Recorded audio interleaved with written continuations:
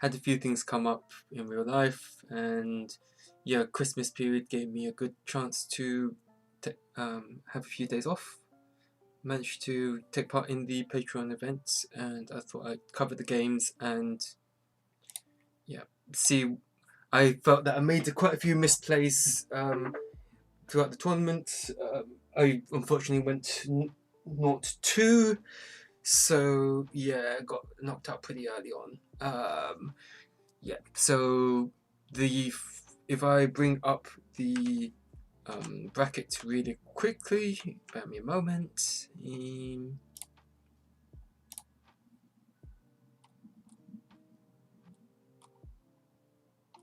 Let's have a look. Bear me a moment, sorry.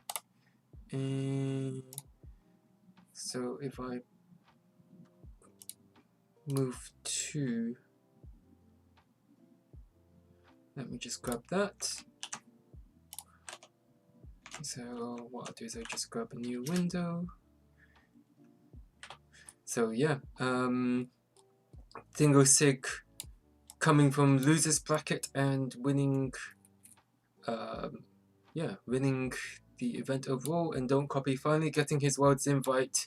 So that puts Dingo Sig as, yeah, Dingo Sig is yet again in worlds for at least the second year running. So yeah, so I so this first game against Del Bolido, I kind of put myself under a bit of pressure there, I think, because obviously he's one of the better players, well, one of the best historic players in the game. So I was interested to see what he was running, and yeah, I'll just run through the replay really quick. Run through this replay. Hopefully, I won't reveal my hand. So I win the rock paper scissors, and I go first. Unfortunately, we are going to see what the monster is. So I open relatively strong with Pot of Greed. Yeah, my play here is probably set Warrior Lady, set Mirror Force. No, just set the Warrior Lady because I want BLS to be live. But I set Skilled, yeah, I think Skilled White is also not bad. Just set. He opens Thunder Dragon, and obviously I get what I'm thinking. Is he playing Chaos Control? Is he playing Chaos Turbo?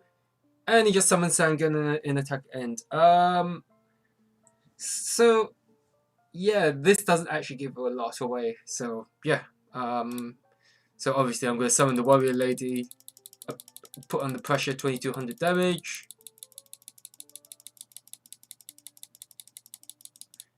And I just passed on that. I think that's correct. Tomato,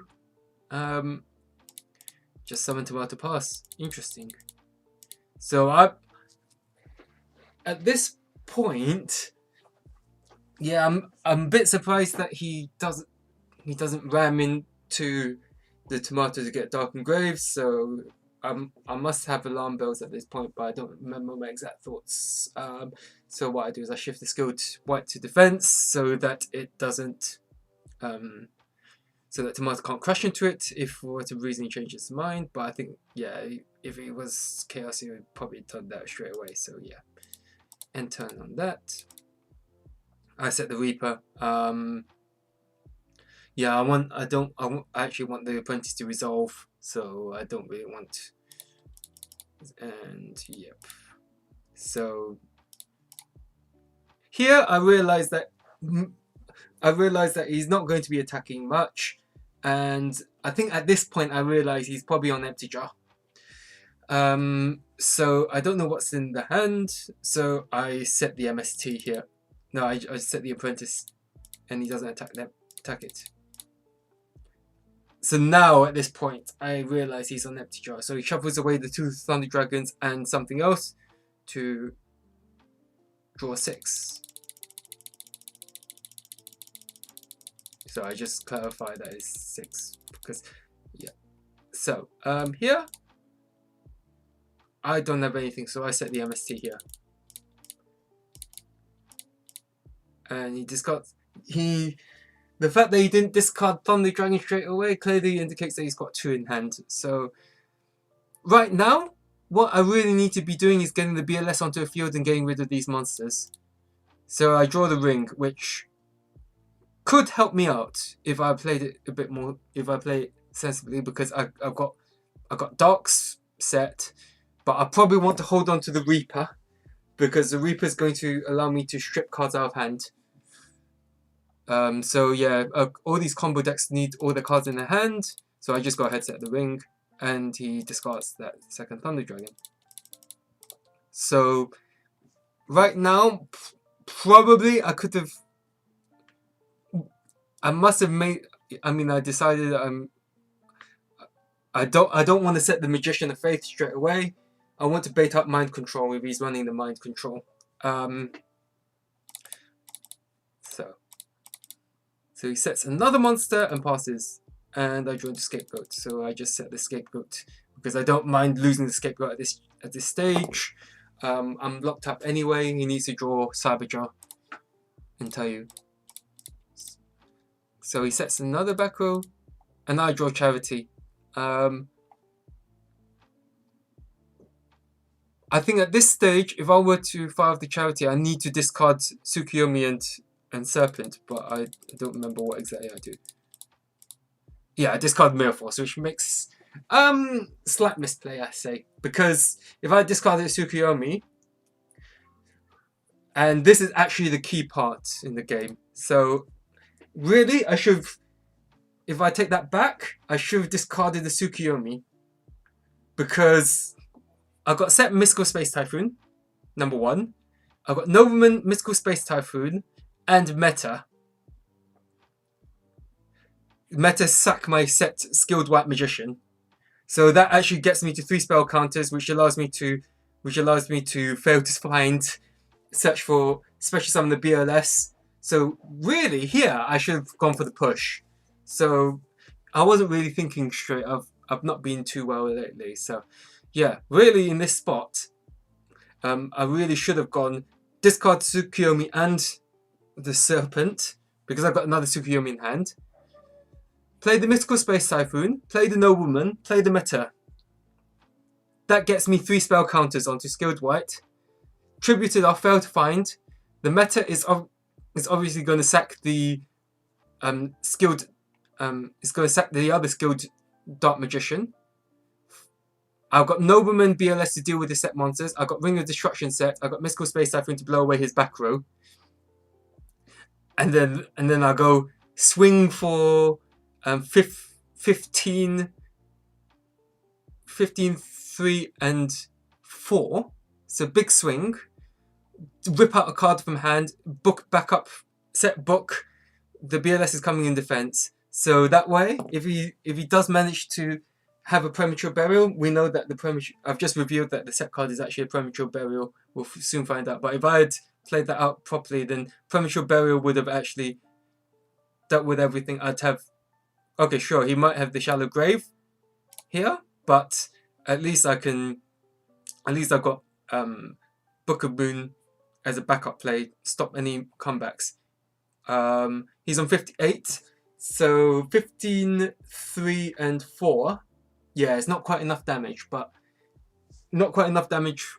Oh yeah, 15. Sorry, 15. 15, 3, 4. 15, 3, and 4 is 22. 14 from ring 36, so that's 22. So he needs to actually top deck the Cyberjar, and he needs to have top deck Cyberjar and the Tayo. He needs to have both Tayo and Cyberjar. But if I'm smart, I realize that he's probably got Tayo in his hand. So I probably play it safe here. So I do the cross-up play, and I just pass turn, which is a misplay. So he sets another card. Get back the Serpent. So here's a funky play. Skilled Apprentice Magician is going to add spell counter to the Skilled White. So that's 1 spell counter. Then Mystical Space Typhoon is going to hit the fresh set, which is fine. Tsukuyomi sets. What I should have done is here is another misplay.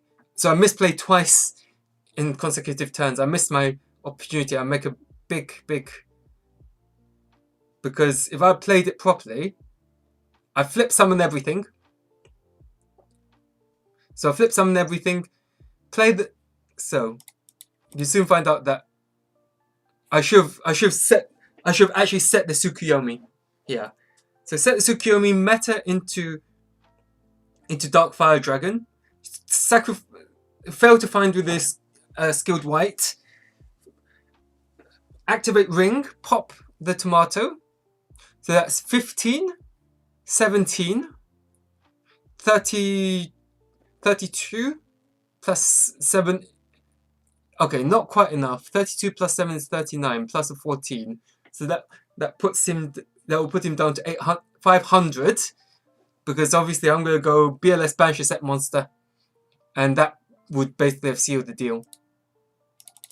But instead, I completely misplay, and this is actually a key point, because what I've actually done here is actually make the Shallow Grave live by sending the Skilled White Magician to the graveyard.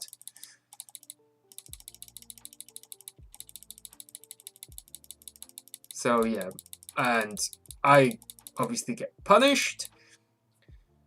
I think he respects my back row too much. Like, Ring's gone, Mill Force is gone.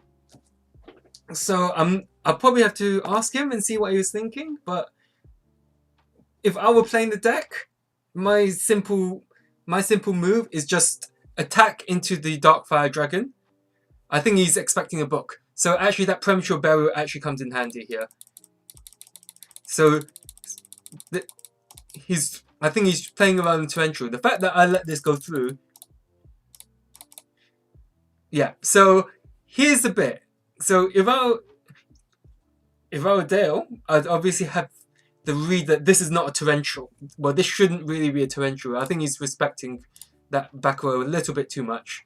It's just been sitting there all this time. So personally, I'm surprised that he's gone with that. Because if that were me, I'd probably slam the tomatoes in. Because I know that a Mill Force is gone. I know Ring is gone. I'd slam both of the tomatoes in. If I've not got Cyberjar in my hand, I special summon Cyberjar from my deck. Then I do the book play, and you'll find out what. So I'm surprised that he's done this play, because for me, it makes. This is the one thing that I've learnt when I'm playing Empty Jar, is that you can always attack into the monster, summon up the Cyberjar, then main phase 2 you use Book of Moon. And you know that Ring's gone, so that play is actually really safe. So I let that go through. Yeah, he summons a jar. He just attacks the jar in, which obviously is to read that he is going to play the Shallow Grave. And from here is basically game over. But I play it out.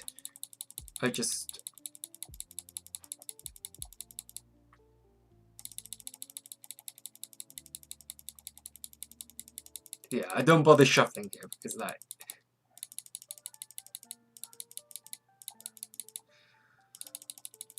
Yeah, at this point... He is burnt... I think he's burnt 2 Bukatayos. But, let's see. Yeah, he's got 3 spell reproductions and a Feather of the Phoenix at the very least. So there's no way he's not going to draw into them eventually, given that he's more than halfway through his deck and I'm 15 cards in. Shallow Grave comes back, and you see that I don't bring... Yeah, it doesn't matter what I bring back here, because it's going to go... And you see, here's the mind controls that I was talking about. So by me not setting the Faith, I've actually not made his mind controls live. So, yep, usual stuff. So, I know this MMF has covered this before, but because I draw 2 monsters that I want to set, so what I'm allowed to do is I'm allowed to shuffle the cards and randomly set them. And yeah, the same sort of ruling actually comes up in when you're playing Sky Strikers and you try to resolve multi-roll and you've got multiple spells that you use the turn and you want to set multiple spells. You're allowed to shuffle the spells that go into Spell and Trap Zone. So by doing that, you're not giving the opponent any information as to where your engage or your widow anchor is if you're setting multiples. I expect this to be game anyway. So the Tayu, yeah, if he's not drawn into card destruction by now, like, yeah, he's just playing it like, yeah. I don't dislike this play because by playing Trunade, you actually give me an extra card in hand. So yeah, that's absolutely fine. So I mean, he knows already that it's a dud, but I just let him play it out, and I scoop it up here because I've got 5 cards left in deck. With some sort of manipulation, yeah, I mean, at this stage, you're so far in, you're likely to draw spell reproduction, so I'm going to have a look and see what's in his hand.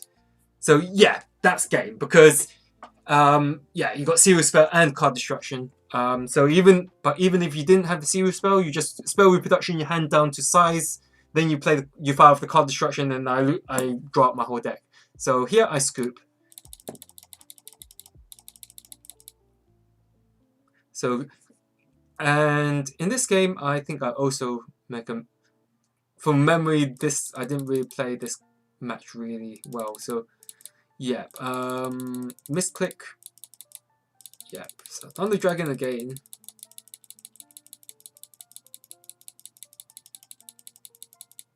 Yep, so open, that's a pretty good opening for him. Yep, he draws into Prohibition, Heavy Storm, that's fine. So yeah, that's clearly indicating that's a Morphing Jar. So what I really should be doing here is using Breaker to break one of those back rows. Or if I made the read that that's a Morphing Jar, then, but let's see what, so I make the read that it's a Morphing Jar, and this is actually another crucial point. So here I'm thinking, he reveals the Morphing Jar. So at this point I'm thinking, do I let him get the Morphing Jar to go into graveyard, or do I banish it and stop him from drawing more cards? Probably in hindsight, because I got Ring of Destruction set, it would be better to banish the Morphing Jar and stop him. Don't make the Shallow Grave live, or don't give a way to. So you see, I do contemplate how long do I take. I mean, this was actually quite a long match, but yeah, I think I'd take about 10 seconds to think, because for me it's an easy decision. I know that my risk here is that obviously I'm discarding a whole bunch of monsters that makes a Shallow Grave live. So my decision here is, do I banish the jar or not? And as you'll soon find out, that actually almost backfires on me. Maybe in hindsight, it might have been better to go Breaker. Considering that I draw into the Heavy Storm, it might have been better to go Summon Breaker, break the Prohibition that declared Heavy Storm. Then I can play the Heavy Storm, and that blows out all those back rows. But yeah, so yeah, I go. Yep, so I've played the duo. Maybe, I mean, I think I've got to play this out, because so you see I side Azure Priest, because it's 1700. If it gets sent to the graveyard, it's a light. It can't be revived off the Shallow Grave, and it allows me just pressure. So here, it clearly has. So here, I do not go for the Faith again, because I respect that mind control is a thing.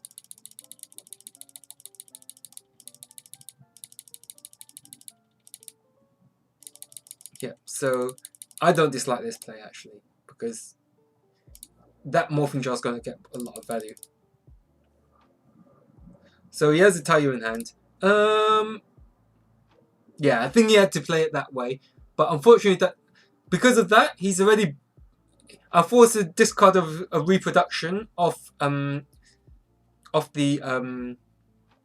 duo, and yeah, and I force him to burn the second spell reproduction. So that's actually probably going to play a key part. If it does get into the long game, then it will play a key role in making sure that I don't lose. So I get lucky. Firing off the pot. Charity. So you can see my decision to not banish the Morphing Jar is actually backfiring big time. Yeah, so I had to play the ring there, but he has the Book of Moon to set the Morphing Jar. So Seal Spell is going to... So, interesting point. Yeah, so he is... Because he's forced to use the Morphing Jar route, so that True Nade is actually really handy for resetting the game state. It also allows... The True Nade also allows him to declare Necromancer off the Prohibition. So, as an Empty Jar player, you should be expecting Necromancer. So I don't... I'm surprised that while he did declare it, for me, I don't side it. You can see that I haven't sided into it. I sided Trap Dash Shoots instead. And maybe keeping in No Woman is a mistake, but sometimes it does happen where the Empty Jar player has to set monster, and setting that monster, so Book of Tayu comes down. He's 14 cards left in deck. That's the second Tayu burnt. He's used up a feather.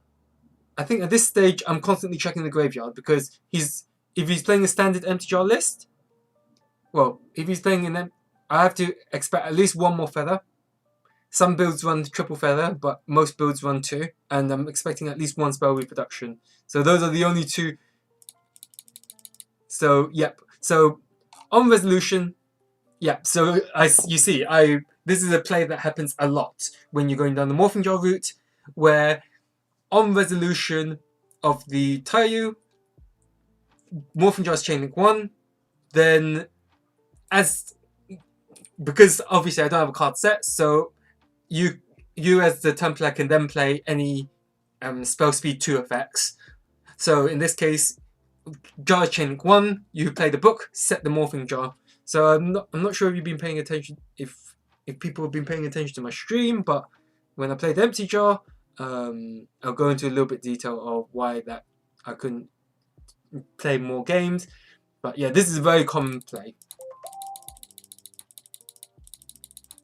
So I just get on with it. Yeah, so he discards the second Prohibition because he knows that he's already got he's already got. So Upstart is going to thin the deck more. So he is digging. Okay. So I get worried here, because if he draws the Tayu here, that's clearly going to be... No, he needs... So what he needs to draw is Tayu and Feather. What does he draw? So he draws a True Nade, he draws Feather, and he draws a Shadow Grave, and that's not going to be enough. That's why he scoops it up, because what I can do on my turn is... So you see that he scoops it up, but you can see here that I can actually attack into a Morphing Jar and draw 5, and then pass turn, and that's him decked out. So you see, so a bit unfortunate. I don't see anything wrong. I think as the Empty Jar player, sometimes you just got to go for it like that. And unfortunately, he didn't draw the combination of Feather and Tayu. So I get very lucky in this game, actually. I think. So game 3.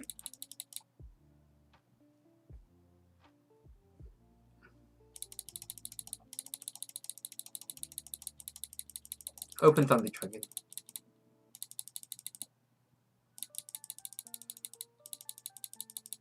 So I just give OK. I could be aggressive and summon the Breaker, but the problem with that is that it leaves a body out for Mystic Tomato to attack into. So I decided to go Azure Priest. set the MST. And also as the empty jar player, if you're playing empty jar a lot, I found that when I'm playing empty jar, I set reload a lot because I can draw into 7, reload for 7. So that is actually the reload. So it's just as well I didn't blind MST it. So tomato comes down, attack, pass turn, draw for turn. At this point, I decide that I want to set the Tsukuyomi because I really don't want the empty jar. I really don't. If I'm up against empty jar, I really don't want the deck to be thinning. So if I attack into everything, that allows to search the Sangen, and that Sangen could apply. Just keep poking for 1,000. So I go ahead and make the safe play of setting Tsukuyomi and Scapegoats. Interesting note with Scapegoat is that if I chain Scapegoat in response to the Shallow Grave, whilst I've got a monster in grave that can be special summoned, of course you can.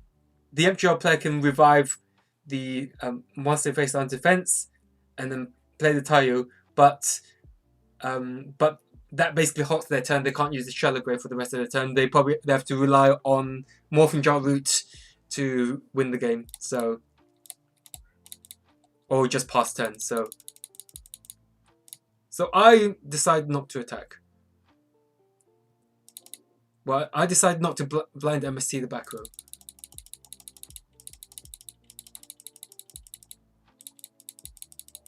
So I just pass turn. So he declares heavy. Right here,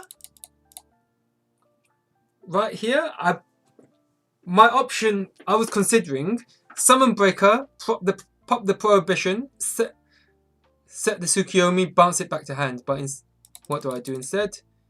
Yeah, I think that's the correct play. Like, at this moment in time, I'm not in a hurry because I just need. For me personally, I'm not in a hurry. There's not really any way for me to apply pressure, and what I really need to be doing is making the BLS live. So upstart, and he plays True Natia. So my decision here, I have to decide which one of these I hit. So I decide to go for the Flesh set, which is actually, we'll see that it's the Mind Control. But yeah, he hasn't just flipped the Mind Control. I could have easily set a monster and baited out the Mind Control and forced it out, but I want to keep the Scapegoat alive as long as I can. So, just out of interest, yep, so he's returning. So now I would not be surprised. So now it's a reload for 7. So I would not be surprised if it is Tayo. And it is actually the Tayo.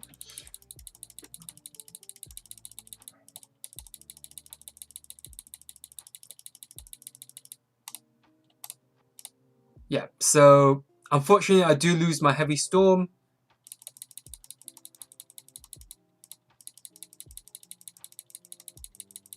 Yeah, so he does the same trick again.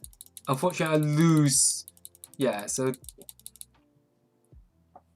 the fact that he's willing, he must have another Tayo set. So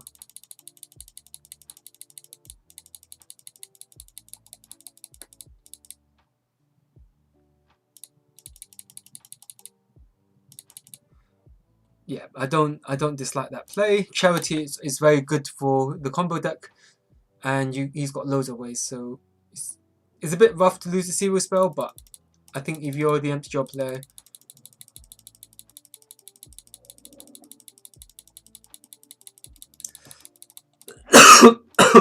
excuse me. So yeah.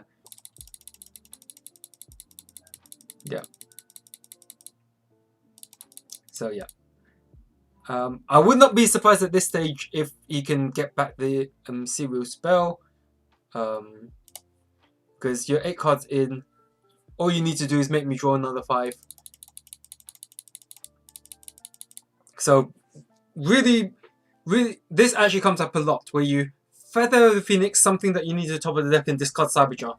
So this makes the Shallow Grave live because you know that I've got a whole bunch of monsters in grave, and I go with the Zaborg in case in case of meta, but he clearly has a Tayu which is going to pop everything, and he reveals. So at this stage, this is a really interesting part. So at this point, you know that I really should be scooping up here because the card destruction and Serious Spell is definitely going to be resolving, and it's funny because Scully is in the game. Just wanted to have a look.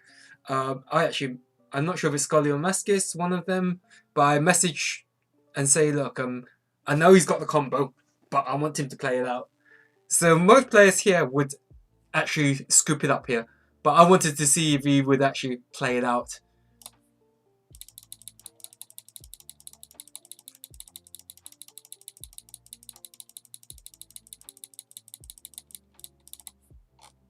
So I'm forcing him to play it out. So you see some really a really good play. So Spell Reproduction comes down. I'm expecting him to go Spell Reproduction. Okay, sure, you can play Card Destruction, file Card Destruction, Serious Spell, because of the way different to how current format works, where you have to make sure when you can't use Card Destruction if you've got more cards in your hand than in your deck, but in GOAT format, because of a ruling with Drag Down into the Grave, you're allowed to use Card Destruction if you've got more cards in your hand than you have in your deck, and that's what allows. And then you obviously play Serious Spell, discard down to cost. So you see what I'm for, because so I'll let you play it. I'll play this out. So yeah, standard empty draw plays. Play Feather the Phoenix, stack whatever you want, then play the Upstart Goblin. And you see here, he declares Gravekeeper's Watcher, and Dale messaged me afterwards. So yeah, as you know, Dale's actually he's probably one of the only guys out there that has actually messaged me. But yeah, we had a really good chat as we were waiting for, because this match took a long time and I ended up waiting a long time for my next match. So we had a good chat about it. I was like, I knew you had the combo. When he messaged me, I said, I knew you had the combo after you revealed Card Destruction Serious Spell. So I just wanted to make you play that. And because of that, I forced him to make this particular play, where he goes Prohibition, declaring Gravekeeper's Watcher. So at this point, Necromana King does nothing. He knows that I don't have Necromana King. Well, the only cards he doesn't know are the 5 that I drew off Morphing Jar, but it doesn't matter at this stage because I've got 10 cards in hand. Serious Spell is going to make me draw 20. Because of that, and to be on the safe side, he sets the Serious Spell, which is what I normally do, and I force him to play it out. So yeah. So yeah, there's some really high level play. There's some really interesting plays that Dale made. He's clearly played the deck a lot and understands the ins and outs of the deck.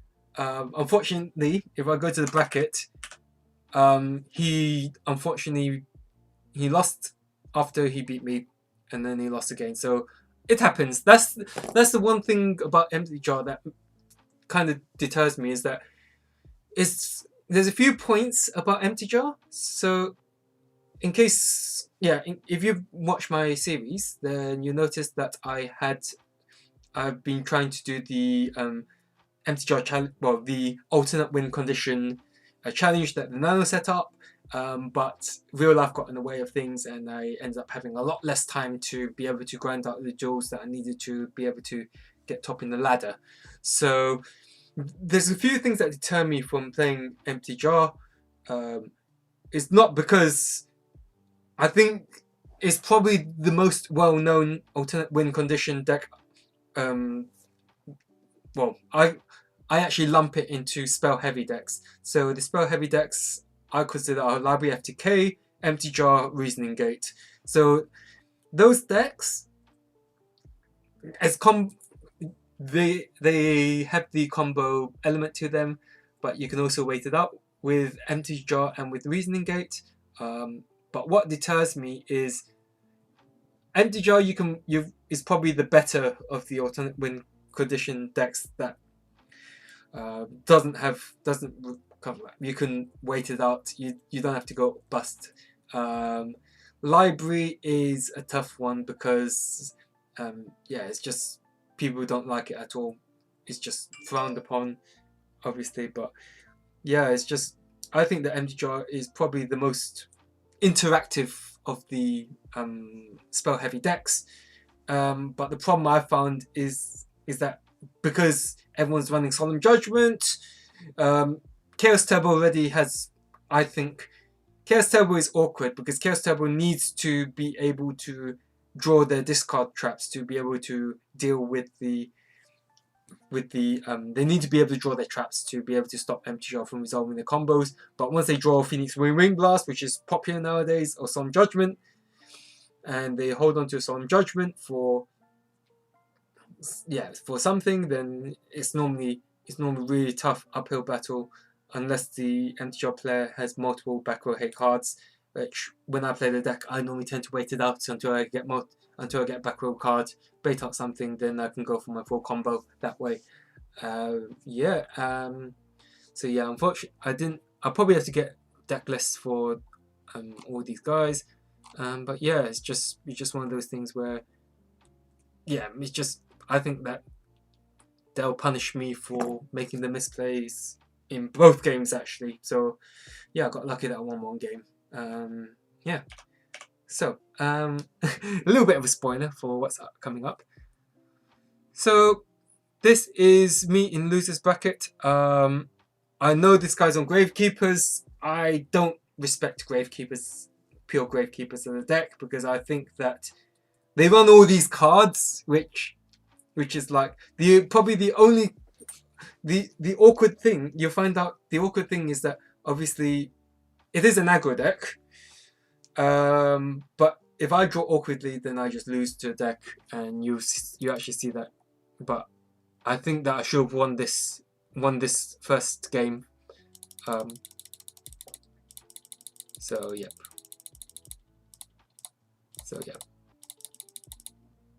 So yeah, I just play the meta because the Faith is dead anyway. So obviously I know that he's on some sort of Gravekeeper strategy or something that lacks the Echo Valley. So I go.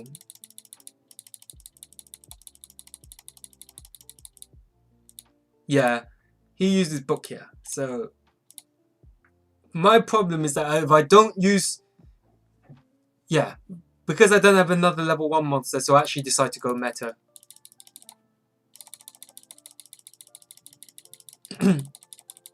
So you see here, I mean, there's no need to do this because TR normally forces something up, but maybe I should do this a lot more because if you pass priority, people are going to play this stuff. So I know it makes little difference, but it's just those little things where if my opponent does react, then I've got the option. So yeah. So yeah, Tsukuyomi comes down and bounces it back to hand. So I summon Sengo and just go aggressive here.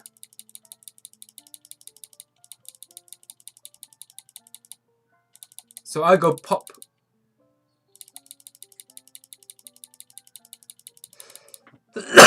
So here I choose to get the Reaper. My reasoning here is that I've used up 2 metas. I want to be able to summon the Reaper, force something out. But we'll soon find out that he's actually got the Mail Force. I'm not sure why you're thinking there. Like, there's not really much. Yeah, I think you had to let that go. He used that Mail Force way too early.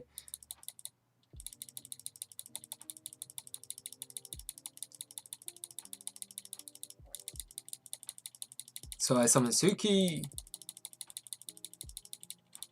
Needs to negate it.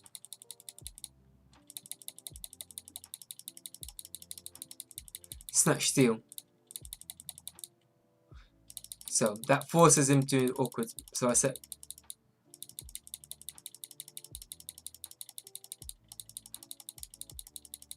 Yep. Mail Force.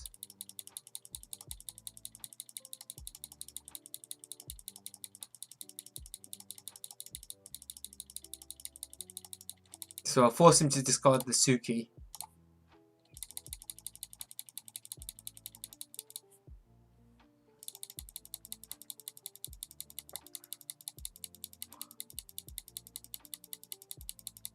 Yeah, I can't do anything here.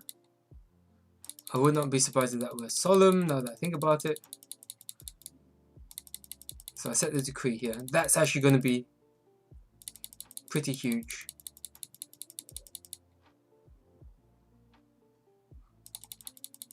Yeah, BLS is dead anyway. So interesting part here is that my opponent does not flip the spy straight away and try to pressure, which is interesting. I think he respects the torrential too much. So he sets another card. My body's not going to be doing much here. Unfortunately, I don't really have the ability to pressure here. So which is a bit unfortunate, but it is what it is. I don't top deck. I don't top deck heavy. I don't top deck breaker. I don't top deck anything that is able to deal with set monsters. So that's a bit unfortunate. So here,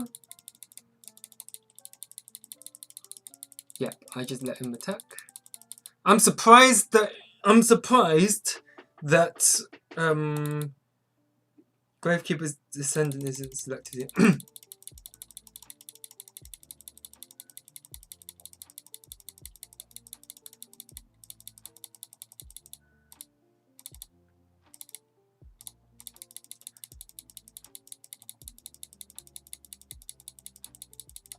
So right now, I just book here. Yeah.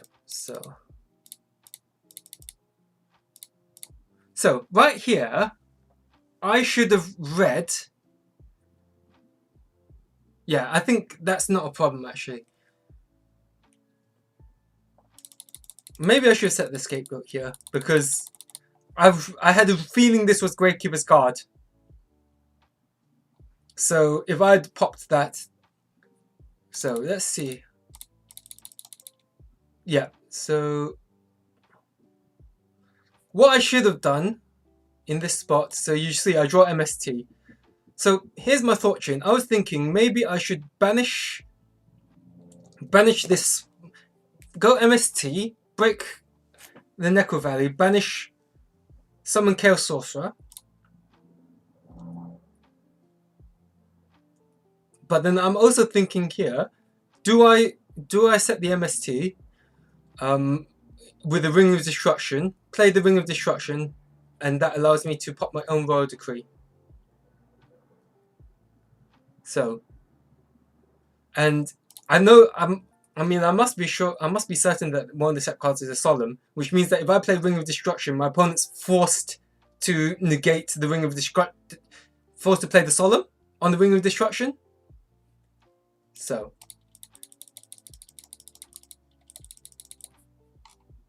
what I do is I just set MST, and my opponent actually draws. My opponent actually has actually sequences this really badly. So you find out why.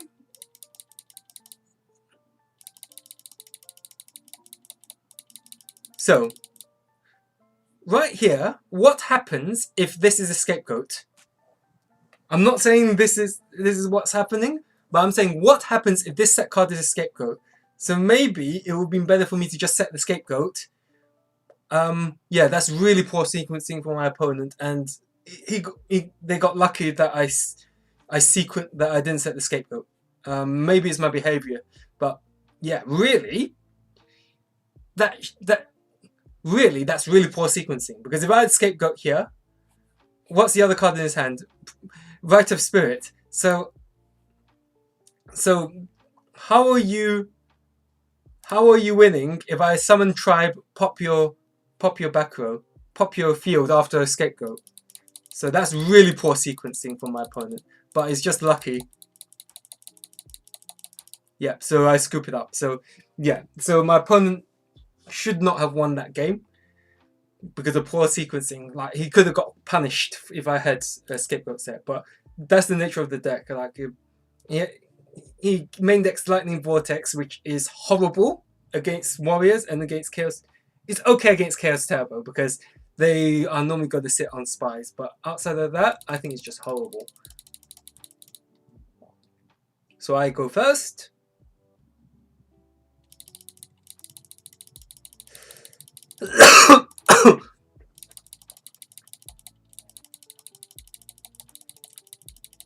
So I set the skilled white, make sure that I play around Nobleman, fires off a duo of his own.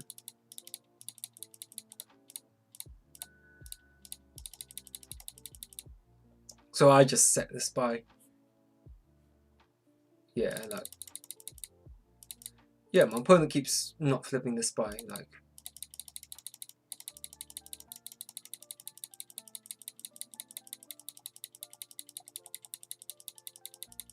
So I just go for the duo for one, just force something out.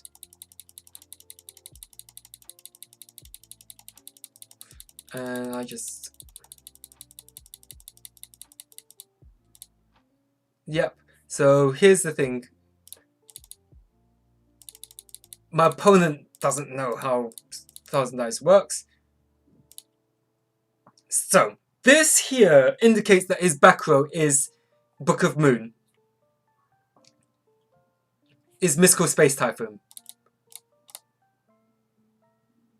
So I actually play around this pretty well, I think. I play Heavy Storm. I play Book of Moon. Target my Thousand Dice. I flip summon, attack.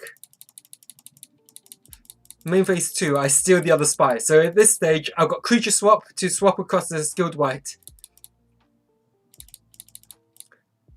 So breaker. So I take the 19 here. Maybe what I should have done is creature swap, breaker at 19, then I attack for 17. So actually that's actually a misplay.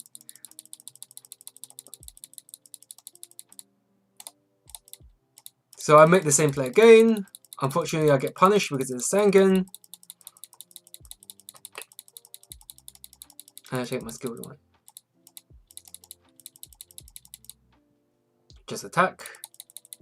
Set. I just attack and set the Royal Decree. Yep. No response. I play Royal Decree. Yeah. So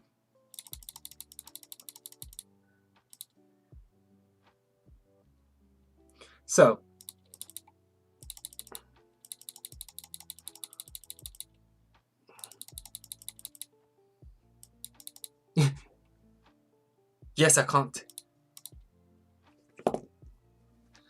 Yes, I'm aware. I don't know why my opponent is clearly thinks that I don't know what I'm doing, so yeah.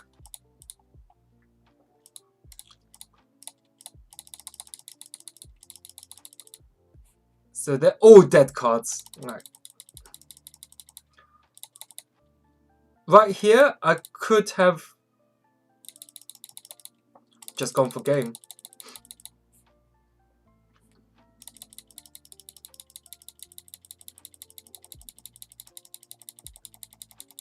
Yeah, doesn't matter.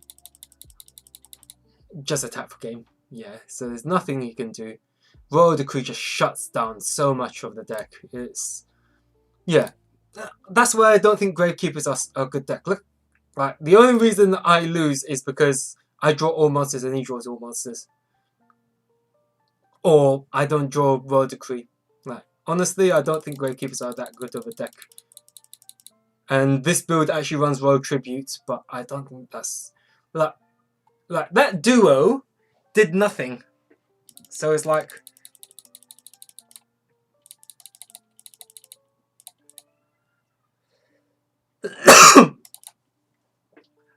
right here, I think that I get a chance to use the Borg. good old set back rows. So I just set the decree, knowing that if I play pot, it's going to get solemned. So there's no point in me trying that. And my opponent top decks the Charity.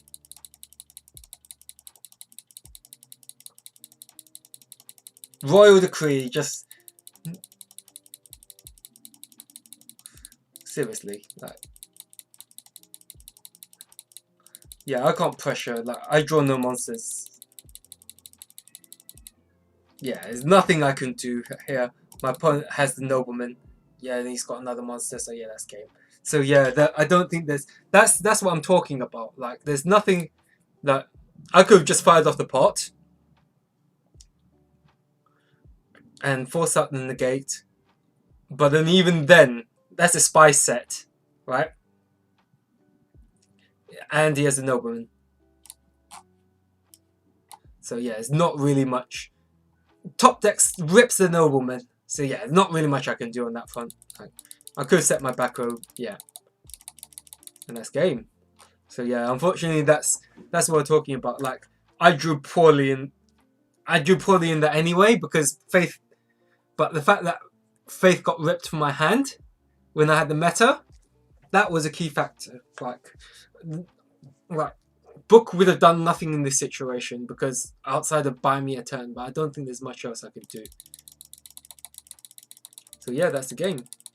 So yep, yeah, I don't think Gravekeepers are a very good deck, but it is what it is. Sometimes you don't draw goats. In this case, if I actually drew a goats, that would have been really good because, yeah, I'd take... Nah, that would have been game anyway because Assailant would force a goat into attack. So yeah, just...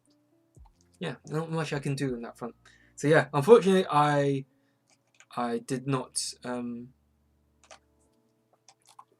get to play that, but yeah, a few things that I wanted to actually touch on. I have an interesting deck list here from Edison Format, and I actually wanted to cover it some while back. So if I go to the Pumpkin of Games with tournament back in Halloween, so yeah, I mean, like, the thing about the tournament was that it promoted people to play zombies. Whoever got, I think someone got, Jex won it in the end, and yeah, I mean, if we have a look at my list here,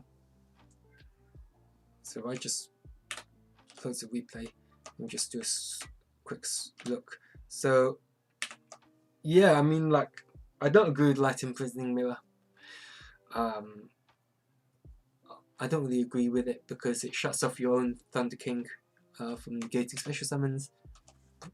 But then again, you can make the argument that I'm siding Shadow Imprisoning Mirror, which is arguably actually it's not so bad because I don't mind losing Goblin Zombie.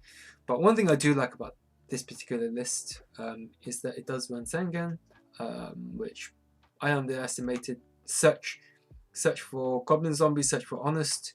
Those are pretty good cards. Search for Turtle. And actually, the funny bit is if I go through my list, I only ran the one Book of Life, one Mizuki, because I thought that would be enough to revive whatever I needed. Yeah, creature swap your recruiters, and then Beast King Barbaros. Paladin of the Cursed Dragon is a 1900. It's a 1900.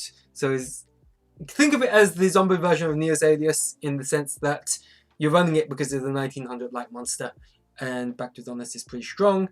And actually, in this tournament, if people were running enough zombies, this would actually be a really good pick because you go attack into. You could easily go attack into Plague Spreader Zombies, steal it, then synchro if you need to. And thanks to Chapel for suggesting Zombie World, which I put in the rug before, but Zombie World actually is actually pretty funny if you think about it, because combined with Paladin of the Cursed Dragon, everything is a zombie in the graveyard, so you revive your opponent's monsters, and yeah, you're backed by Honest. So yeah, that's but yeah, Light Zombie was pretty popular in the OCG, if I'm not mistaken.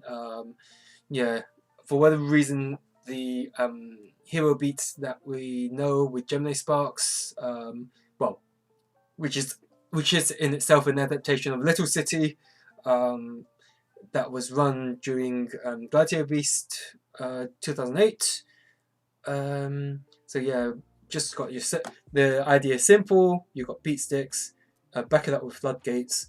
Yep, and your recruiters get under royal oppression.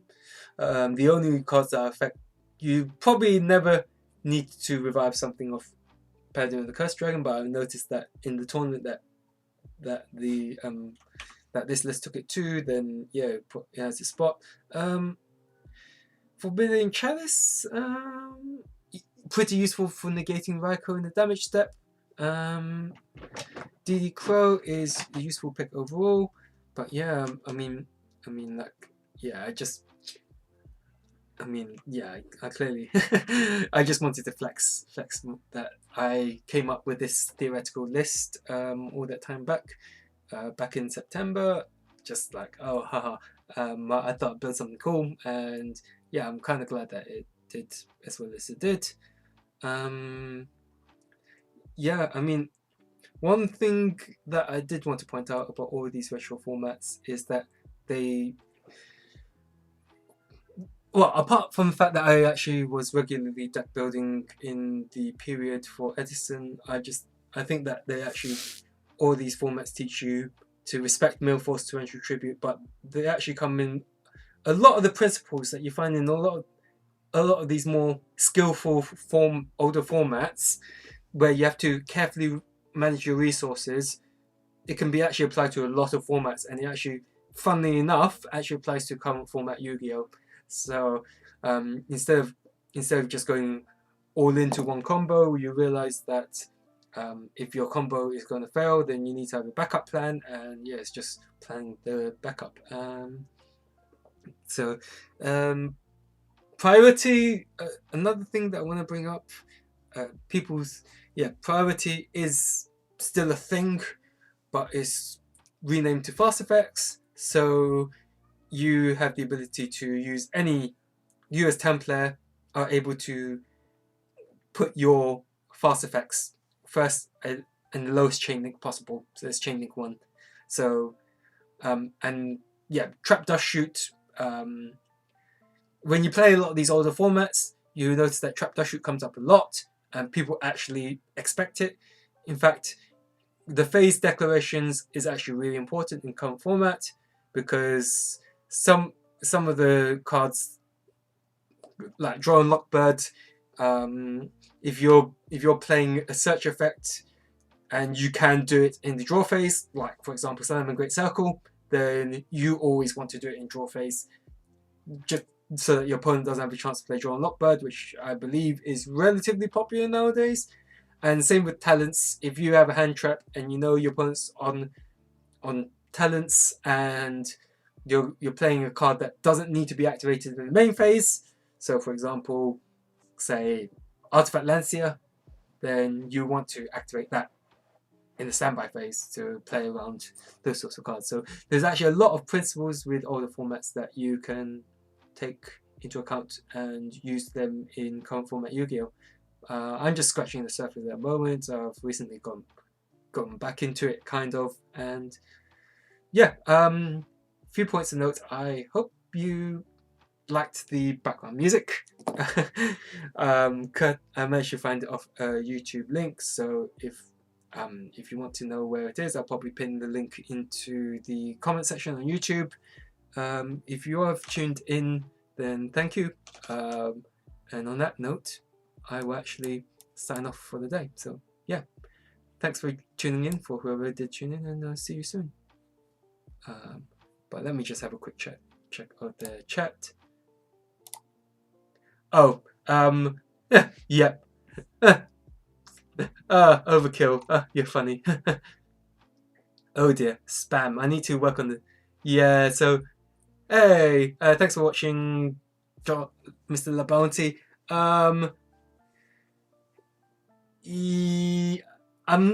Yeah.